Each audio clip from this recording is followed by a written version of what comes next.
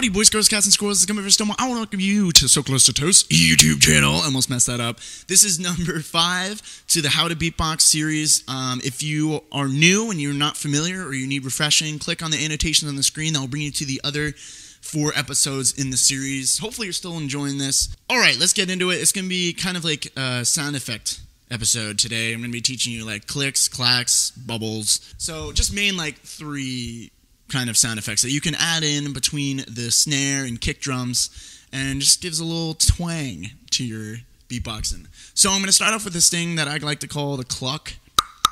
That's how you do it. What you have to do is put your tongue at the top center of the roof of your mouth, like that. I don't know if you can see, but yeah, just put it there, lie it on, and just kind of click.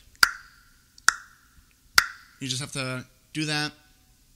You can do it with your mouth closed or open, it doesn't matter. And then you have to open your mouth and you make that clicking sound. It's not when you're beatboxing, it's not going to be as intense of a sound like that. So don't worry if you're not like really getting a good like strong sound out of it. You really don't need it. You just need to really be able to get used to doing that motion with your tongue and getting it up there and being able to. Is this sounding dirty? This is kind of how I use it in the way that I beatbox. So I do like a little bit of.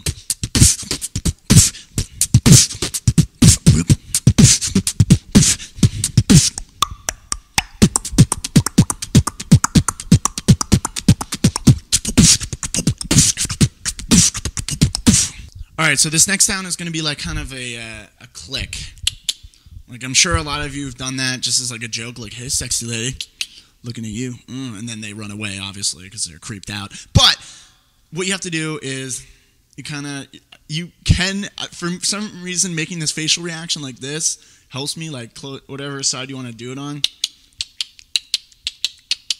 But what you're doing is you're putting your tongue next to the side of your teeth on whatever side, it doesn't matter, but you put it on one side and you kind of like pin it.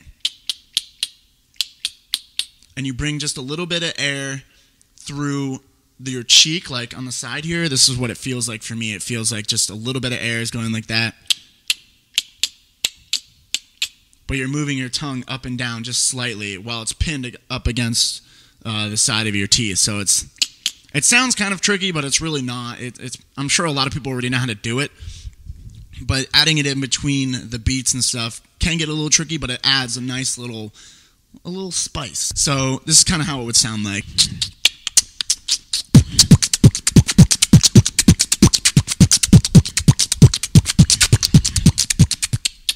Something like that. So just practice that. Practice it in your own way. Hopefully you can get used to that. Something a little bit different. I am messing around with the way I'm doing the bass and the snare a little bit. All right, so the last sound effect for this episode is the bubble.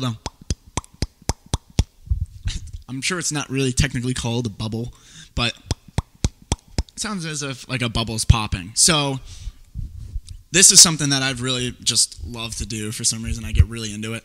But what you do is you just it's all your lips. Don't even worry about what your tongue's doing or anything like that.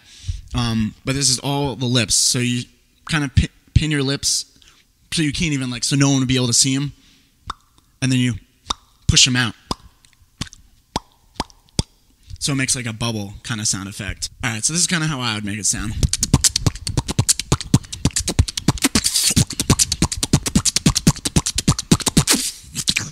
Alright, so hopefully you enjoyed this. If you want me to keep teaching you more sound effects, I got definitely a bunch more that I could help you out with. And hopefully this episode helped you. It's a little bit different. Sound effects are always fun.